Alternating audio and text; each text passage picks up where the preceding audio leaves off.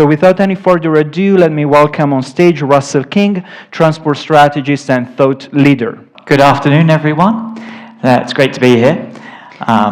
Today we're going to be looking at the energy transition and how we can transition public transport and the relevant technologies and reaching to get to net zero.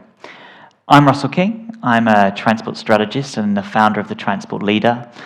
Through my newsletter, blog, podcast, and consultancy, I help transport leaders around the world to build better transport systems, and part of that's helping the transition to net zero. The net zero transition in public transport has begun. Around the world, we've seen people and places starting to purchase net zero buses, starting to transition rail fleets, etc. It sounds quite simple, really. Just remove your internal combustion engine and replace it with an electric one. What can be more simple than that? Unfortunately, it's a lot more complicated than that. There's all sorts of implications around how do we finance these things. It requires changes to operations. It requires new infrastructure. It requires new retraining of the workforce. All sorts of complications we'll get into today. In order to discuss this transition, we're joined by three fantastic leaders who have all got different perspectives on the energy transition. So without further ado, let's move to some introductions. Ludo, do you want to go first? Yeah, thanks. I'm Ludo Tessari. Good morning, founder of Technologies. We build micromobility and electric mobility systems for commercial properties and private communities. So think of it as hotels, residential compounds, and corporate campuses. We are present in Italy, Spain, Greece, UAE, and Saudi. So we have quite different perspectives on different markets and the habits of these markets when it comes to electrification. Thanks, Ludo. Nicola? Hello, good morning. I'm Nicola Small, and I'm the Programme Director for Very Light Rail at Coventry City Council. So Very Light Rail is a new mode of transport. We've been in the research and development of this programme for the last 7 years. But what it is an electric, battery-operated small tram. But the real game-changing technology is actually in the track form, because it's only 30 centimetres, so you can deliver it much quicker and at a much more affordable cost than conventional light rail. But that's a new system that we want to integrate with our existing transport network in the coming years. Brilliant, thanks, Nicola. And Matias? Bueno, quisiera agradecer primero a CoMotion y a Reino de Arabia Saudita por habernos invitado a este encuentro. Soy Matias Salazar, me desempeñé como secretario de movilidad de la región de Santiago. Actualmente soy jefe de infraestructura y de transporte del gobierno regional de Santiago, además de miembro integrante del directorio de la empresa Metro de Santiago, que tiene hoy una red de 150 kilómetros de metro que se va a transformar a 10 años más en una red de 250 kilómetros. Okay, thanks, Matias. And Matias, perhaps you can help us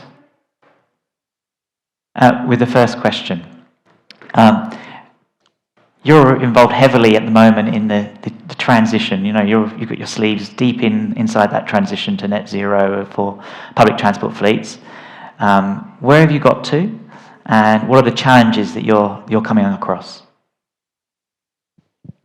Del punto de vista del transporte de la ciudad de Santiago, hoy tenemos el 68% de la flota electrificada. Partimos del año 2017 con 2 buses solamente, y hemos ido creciendo a del orden de 4.100 hoy día. ¿Qué hemos aprendido y cuáles nos parece que son los desafíos? El primer aprendizaje es que ya sea para operadores públicos o para operadores privados, la electrificación de una flota supone ciertas modalidades de organización empresarial que no son evidentes.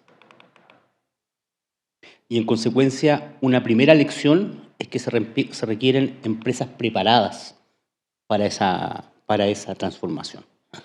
Empresas que tengan terminales masivos que les permitan cargar muchos buses al mismo tiempo, flotas mínimas que lleven el proceso de electrificación, porque los procesos de electrificación no pueden ser de a 1, de 2 o de 3 buses, tienen que ser masivos. Requerimos negociación directa con la empresa eléctrica para poder establecer precios. Requerimos garantías del Estado para adquirir buses. Y terminaría diciendo que requerimos un profundo proceso de capacitación y de transición para las trabajadoras del sector transporte, que también ha sido muy importante en nuestro caso. Estas condiciones permiten de alguna forma iniciar el proceso de transición. Ahora bien, iniciado el proceso, hay cosas importantes que aprender. La primera, un conocimiento muy acabado de la ciudad. No todos los servicios, no todos los recorridos son igualmente eficientes con buses eléctricos. Hay que poner atención a las pendientes y a los protocolos de carga asociados. Hay que decidir cargar en horas valle durante el día. También es algo que se ha aprendido en el tiempo. Hay que establecer puntos de regulación de carga a veces cuando los recorridos son muy extensos. Y nos parece que todos estos elementos permiten iniciar un proceso que lleva a las cero emisiones. Y lo último, con esto concluyo para que podamos comentar, nos parece que la última condición es tener un plan ambicioso. Nosotros nos hemos puesto el plan en Santiago de Chile que el año 2035 no ingresará ni un bus que sea cero emisión. Y el año 2040 toda la flota debe ser cero emisión. Eso requiere bastante dinero, por cuanto nuestra flota es del orden de 6.500 buses. Y en consecuencia ha requerido una inversión importante. Y finalmente, como lección, competencia. Hemos descubierto en el proceso que existen una gran cantidad de compañías a las cuales les podemos adquirir material, buses y tecnología. Y hay que hacerlos competir entre ellos para obtener el mejor precio. Gracias. Thank you, Matias. That was very interesting. Nicola, question for you. There's lots of different technologies that people are using to get to net zero. There's obviously battery electric, we've got hydrogen, we've got biofuels, etc. How should we think about those technologies? Well, in Coventry, it's quite simple because we're a public sector organisation, so we're going to invest in the technology where we can leverage in government funding to support us. So we're not private sector, we can't really choose the technology, we have to be led by the government. And in the UK, there's significant investment and grant opportunity available for battery technology. So for us, it was quite simple. We are an innovative city, we like to trial technology, and we like to be the first. We are an ambitious city. We've got a history of transport innovation. We're home to the Transport Museum, the car industry. The first car that was manufactured in the UK was made near Coventry. So we have all that history behind us, and it puts us in a good place to innovate and drive change and focus on the electrification of cars, but also buses and other forms of integrated transport. So for us, we've applied for funding. We secured enough funding to be the first all-electric bus city, and we've achieved that ambition. Working with the private sector, so with Stagecoach, our bus provider, we've electrified all of that fleet over the last 2 years. In addition to that, we're one of the fastest growing population outside of London. And so to meet the demand for electric vehicle sales, we have got nearly 2,500 electric vehicle charging points in the city, which again, we've been able to secure government funding to deliver that and work with the private sector to be able to offer that. So it was quite simple for us when we looked at very light rail and what technology we would use for that. It was obvious that we would make it an electric vehicle because we've made sure you can transfer the infrastructure from the bus charging technology so that you can charge our light rail vehicle with a bus charger. So you do have to think about what infrastructure is already available, where's the money going to come from, and also what planning consents will you require to support that infrastructure? We don't have appropriate policy and legislation in place in the UK to support hydrogen in the public domain at the moment. So electrification was the way for us to proceed.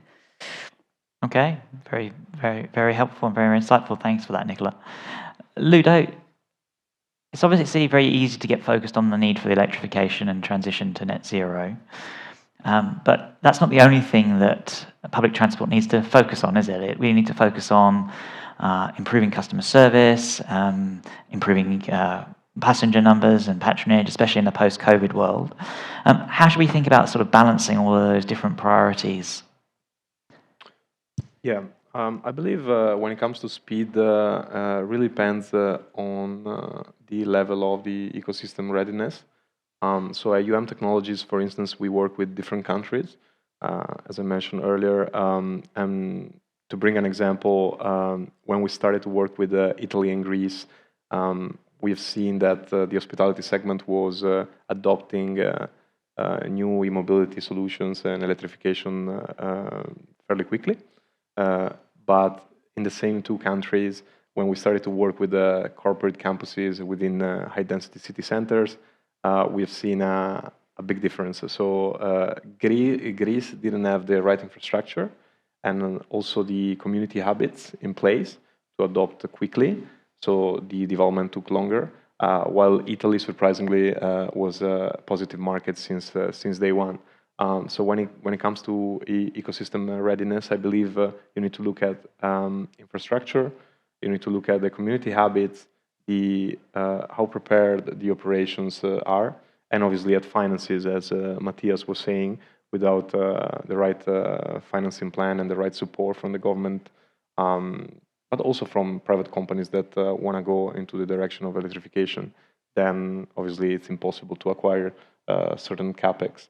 Additionally, I would say that there is no right or wrong speed for electrification. It really depends on the assessment of the readiness of these elements. And once you assess them, if you see that the ecosystem readiness is low, perhaps I would just take a phased approach and just grow the community habits and the infrastructure together with the electrification project that is a steady pace, rather than just going all in and then perhaps acquiring assets that sit unused because the grid wasn't ready or the operations and the charging infrastructure wasn't there.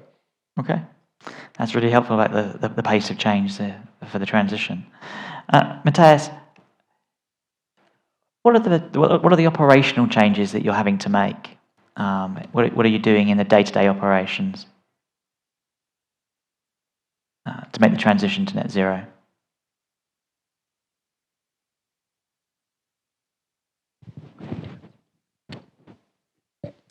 Diría yo que en primer término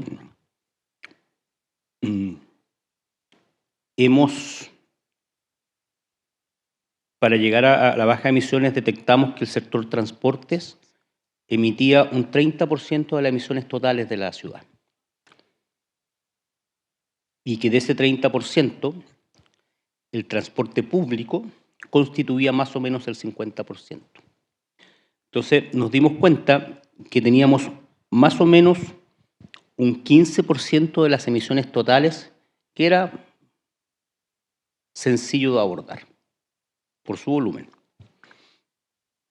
Ese 15% lo abordamos de dos formas: ampliando la construcción de la línea de metro. Hoy estamos en 150 kilómetros, hace 4 años atrás estábamos en 100, en 10 años más vamos a estar en 250 kilómetros. Hoy tenemos una flota de 6.000 buses. Estimamos que en 10 años más nuestra oferta de buses va a ser del orden de 2.500 a 3.000 buses. Un poco más parecido a la ruta de Madrid, que opera con una cantidad reducida de buses. Del punto de vista del recambio de la flota, hemos hecho procesos de licitación, dando cuenta de dos cosas que son súper importantes. Primero, enseñarle a los operadores los beneficios operacionales y financieros de los vehículos cero emisión. En la ciudad de Santiago hemos logrado acreditar que los costos operacionales del bus eléctrico son 70% más bajos que un bus diésel. Y en consecuencia, más o menos, en 2 años y medio, logramos revertir la diferencia de precio. Lo otro que es muy importante que hemos aprendido, es que teníamos buses diésel que duraban 12 años y teníamos buses eléctricos cuya duración no era clara desde el punto de vista de su batería. Hoy día tenemos buses que ya han operado 8 años y nos hemos dado cuenta que la batería tiene una duración superior a los 8 años originales que habíamos previsto. Bastante superior. Esos buses hoy no presentan un daño que no se proyecte que puedan seguir operando 2 o 3 años más. Adicionalmente a eso, hemos ido separando en los procesos de contratación la adquisición de la flota de la operación. Y hemos ido haciendo contratos de operación breves, cortos, por cada vez menores cantidades de buses. Estamos hoy día con operadores que operan 500 buses y que le toca operar la vida útil, y a 2 operadores le toca operar la vida útil de un bus. Y eso ha provocado en el fondo una gran competencia y una disminución de los precios. Finalmente, me parece, termino con esto, me parece que el desafío es dónde encontramos más dinero. Porque hoy día subsidiamos el transporte público solo desde la perspectiva de la movilidad. Pues bien, si nosotros bajamos las emisiones, tenemos que subsidiarlo desde la perspectiva de la salud de las personas, desde la perspectiva del medio ambiente, y ahí tiene que estar el dinero para ir electrificando el resto de la flota. Tenemos pendiente, eso sí, cómo generamos incentivos, algo que no hemos hecho, para que el transporte privado también se vaya convirtiendo. Y me parece que ese es el gran desafío, por lo menos para nosotros de futuro. Gracias. Thank you, Matias. Very interesting. And Nicola, you're on a new infrastructure project. You know, with new infrastructure projects, comes always new challenges. And as a sector, the transport sector is now having to learn sort of new tricks around the transition and net zero. What are you learning in terms of what the implications are for transport infrastructure and services when you're building the new infrastructure and services on the transition to net zero? Yeah.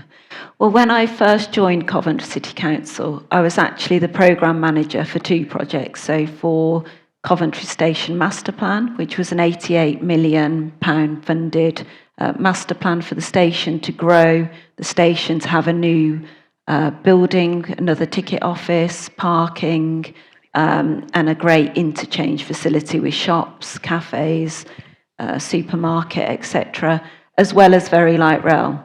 But it was good that I had that experience of, for the first 18 months of my job at the City Council, I was involved in procurement and I was there for the opening of the new station. And we made a mistake. We didn't have enough power supply for the opening of the retail, so we couldn't sell the space. So I learned early on how important it is to make sure you have enough power supply.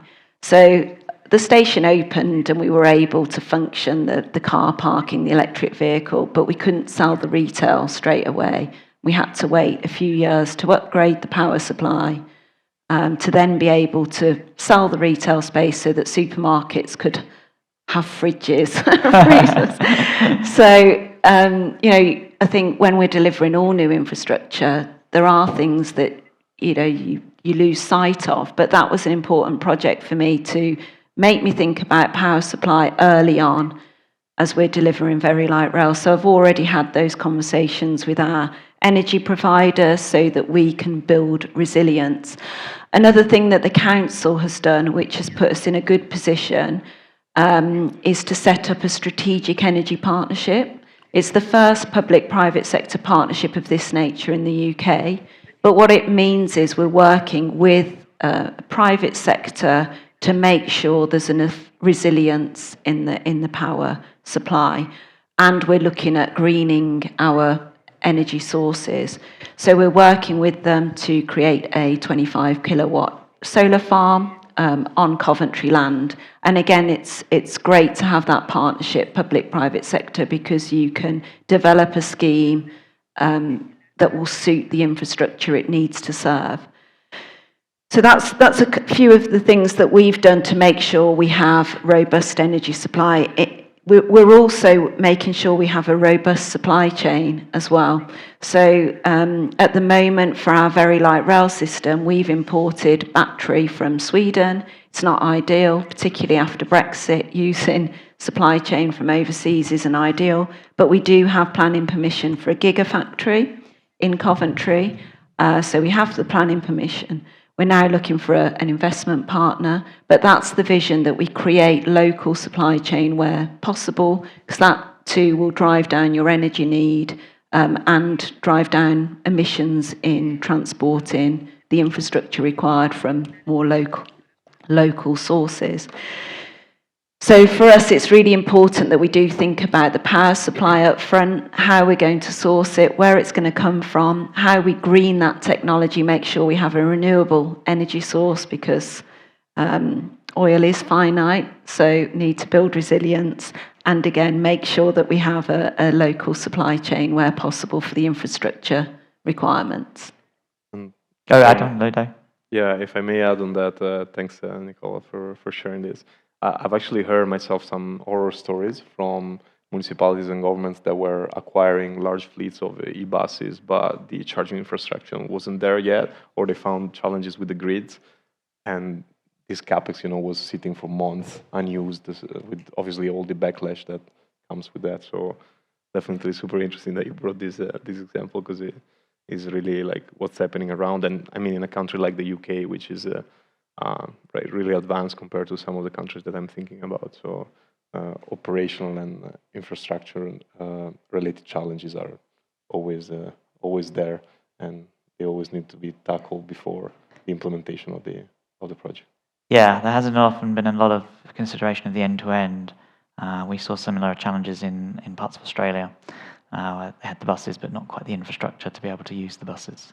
So the buses were unused for a while, which is not ideal. So this is having some interesting challenges. Ludo, what we've got here is we've got a couple of people here who are working for clearly very innovative, regions of the world. One from South America, one from Europe. Sort of Europe anyway, these days. You do a lot of work across different international jurisdictions. What are you seeing in terms of the ones that are being the more innovative in this space? What's driving that innovation? I guess, from the perspective of Technologies, what we are doing with private communities, it's very interesting to see how different countries focused on different type of electric vehicles, for instance. So we started out as a micromobility company, and micromobility hasn't been that attractive in the GCC, for instance. That's the experience we bring. However, the overall theme of electric vehicles and connected electric vehicles has been extremely attractive. And I would say also, it's interesting to look at different infrastructures. What I see is that the GCC has an infrastructure which is ready to take on a lot of electric fleets. But at the same time, again, perhaps the community habits are still developing. So that's something that we notice. We also have approached the US. That's another interesting market, because obviously the infrastructure is there, the community habits should be there, but there are still significant differences when you look at Europe and the US.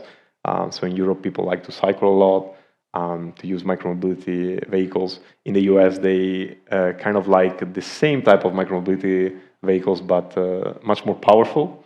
and tend to like this throttle, which gives them like extreme acceleration rather than just using the pedal assist.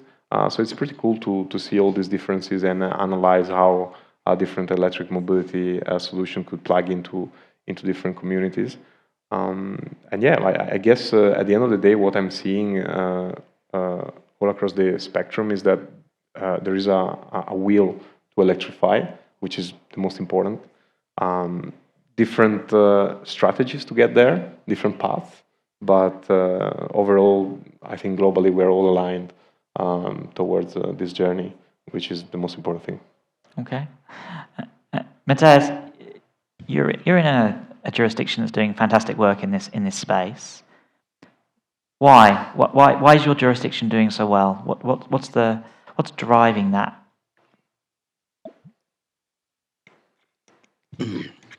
Es una buena pregunta. En general, los países nos preguntamos lo que hacemos mal, no lo que hacemos bien. Sin embargo, yo diría algunas pequeñas reflexiones. Primero, hemos tenido modelos de negocio innovadores.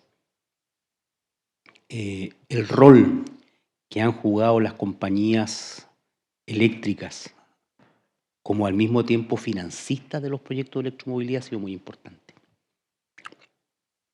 Se nos ha abierto un mundo de financiamiento que no teníamos para el transporte público antes de este. A mí me parece que eso ha sido muy importante. Un segundo elemento que yo creo que ha sido importante tiene que ver no tener marcos regulatorios tan rígidos. Hoy una compañía de buses va a poder revender el saldo que puede ocupar de sus baterías una vez que nos sirvan los buses como otra fuente de financiamiento. Eso también es nuevo y una fuente de financiamiento. Y lo tercero, aparte de la innovación y todo, un Estado que ha decidido impulsar con mucha fuerza esta transformación. A veces el Estado ha debido poner financiamiento, a veces el Estado ha debido poner garantías para efectos de obtener este financiamiento, pero estos tres factores han sido claves para desarrollar este proceso. Sumaría como uno cuarto, que no tiene que ver con Chile, sino que tiene que ver con el mercado mundial, asociado a la paulatina disminución de los precios de los buses eléctricos en los últimos 10 años. O sea, cuando partimos a comprar, el año 2017, teníamos buses que costaban $400.000, $450.000. Hoy día una licitación en Chile da lugar a un bus similar por $280.000, $260.000. En consecuencia, estamos en un momento que a nuestro juicio va a seguir sucediendo en que solo por el costo de inversión se va a ir equilibrando el valor del bus convencional versus el bus cero emisiones. Y ese momento me parece que no está tan lejos. En consecuencia, todos estos elementos permiten construir nuevos modelos de negocio, marcos regulatorios flexibles que permiten que la transformación sea más rápida. Hay modelos de negocio que hoy no estamos pensando y que probablemente al cabo de 1 o 2 años más ya van a ocurrir producto de este proceso. Muchas gracias. Fantastic. Thank you, Matias. That's a really interesting insight into how you're operating in order to drive that innovation across the private sector as well as the public sector. And Nicola, why Coventry? Why is Coventry this brilliant innovation space right now? What's made Coventry so special? It's more than the history, isn't it? What is it?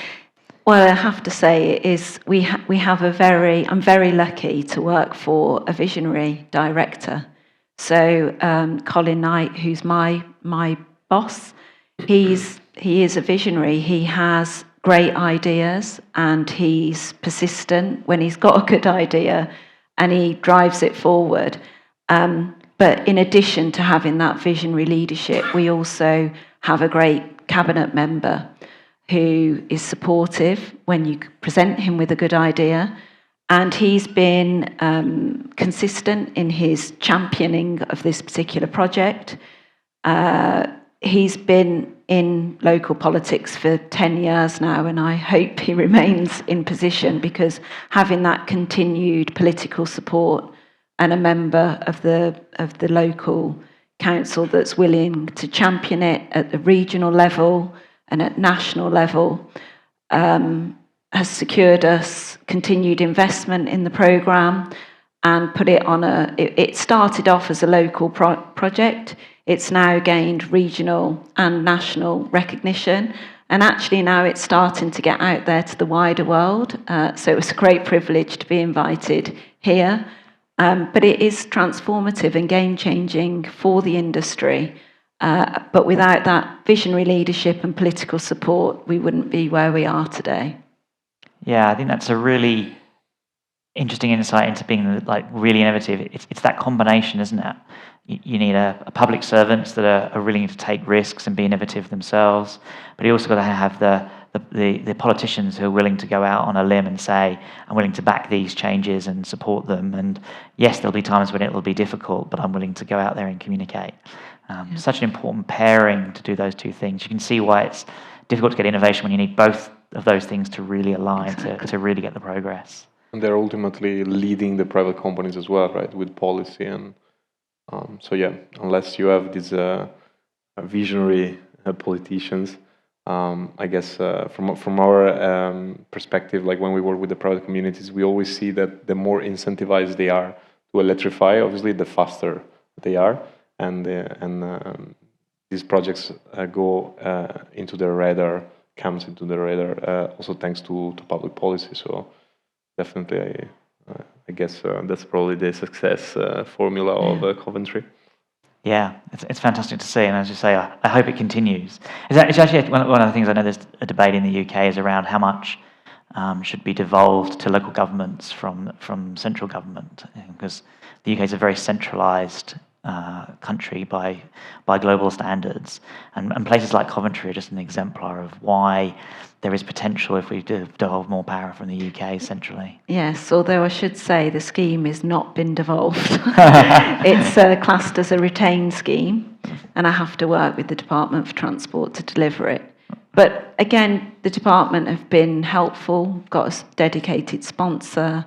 I'm currently writing papers to unlock the next 12 million. And they work with me, but I do have to go through government processes due to the R&D nature of the programme and the value of the scheme. So unfortunately not devolved yet. Very interesting, yeah. Well, at least they're supportive, right, and not making it, putting in additional barriers. I wonder also from Matias, in Santiago, most of the funds and support is coming from the government, or is it a municipality level? Do they have a lot of flexibility? Nosotros tenemos una ley que establece un subsidio al transporte público por plazo de 10 años. Establece un subsidio anual e incremental, y en consecuencia ese subsidio de cada 10 años, entre paréntesis, se acaba de aprobar el año pasado la ley de los próximos 10 años, nos permite planificar el transporte público a 10 años de la ciudad de Santiago. Esa ley tiene otra innovación, que cada peso, cada dólar que yo gasto en la ciudad de Santiago, hay un espejo que hace gastar ese mismo dólar en otras ciudades del país. Y en consecuencia tiene esta suerte de igualdad territorial. Y en conjunto con esta ley que establece un marco financiero, contratos de provisión de flota que duran del orden de 10 a 12 años, incluyendo el mantenimiento, y contratos de operación que duran entre 5 y 7 años. Eso permite tener cierta estabilidad del sistema y permite, en el fondo, que esta innovación que hemos hecho tenga estabilidad en el tiempo. Brilliant. Thank you a lot very much, Matias. That's all we've got time for today. Thank you very much to our panel for all your fantastic insights into this energy transition. And thank you very much for everyone that's come here. I hope you enjoy the rest of the conference. And let's keep going with the transition to net zero. Thank you.